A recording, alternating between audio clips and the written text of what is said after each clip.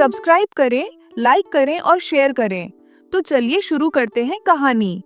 एल्डनब्रुक नामक एक शांत गांव जो घने जंगलों के बीच बसा था। वहां एक पुराना कॉटेज था जिसे मार्लो हाउस कहा जाता था। दशकों से वह वीरान पड़ा था, लताओं से घिरा हुआ और रहस्यों में लिपटा हुआ। गांव वाले फुसफुसाकर कहते थे कि उस घर में एक दरवाजा है जो आधी रात को बोलता है। कोई भी उस घर में जाने की हिम्मत नहीं करता था। लेकिन फिर आई 16 साल की क्लारा, एक जिज्ञासु अनाथ लड़की जिसे रोमांच की तलाश थी। वह एल्डनब्रुक में अपनी मौसी के पास रहने आई थी, जो मार्लो हाउस से कुछ ही घर दूर रहती थी। जब भी क्लारा उस जर्जर कॉटेज के पास से गुजरती, उसे ऐसा लगता जैसे कोई उसे पुकार रहा हो। एक तूफानी रात अपने दिल की जिज्ञासा को रोक न पाने पर क्लारा चुपके से बिस्तर से उठी।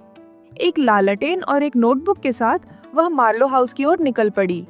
जंग खाया गेट धीरे से चिड़चिड़ाता हुआ खुला, जैसे उसकी ही प्रतीक्षा कर रहा हो। वह अंदर कदम रखती है। हवा ठंडी और भारी थी। धूल हर चीज पर ऐसे जमी थी जैसे वक्त ने खुद को वहां समेट लिया हो। और तभी उसे वह दरवाजा मिला। काला ऊंचा दरवाजा जिस पर अजीब सी आकृतियां उकेरी हुई थीं। ठीक आधी रात को जब बाहर तूफान गूंज रहा था, दरवाजे ने धीरे से कहा, पूछो और जानो। क्लारा का दिल जोर जोर से धड़कने लगा। कांपती आवाज में उसने पूछा, तुम कौन हो? दरवाजा बोला, मैं सत्य का रक्षक हूँ, लेकिन सत्य की एक कीमत होती है।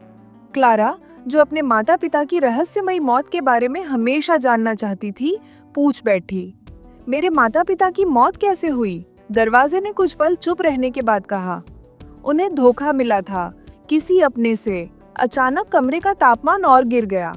क्लारा पीछे हटी, लेकिन दरवाजा खुद ही चरमराता हुआ खुल गया और एक हल्के उजाले वाला गलियारा सामने आया। दीवारों पर चलती हुई परछाइयां थीं, स्मृतियां। उसने अपने माता पिता को देखा, खुशहाल। फिर एक आदमी, उसका मामा। वह किसी नकाबपोश को चाबी देता है और कुछ फुसफुसाता है। फिर कुछ ही क्षणों में उस घर में आग लग जाती है। क्लारा की सांसें थम गईं। उसका मामा, उसकी मौसी का पति, उसके माता पिता की मौत में शामिल था। वह तुरंत बाहर की ओर भागी, दरवाजे को जोर से बंद कर दिया।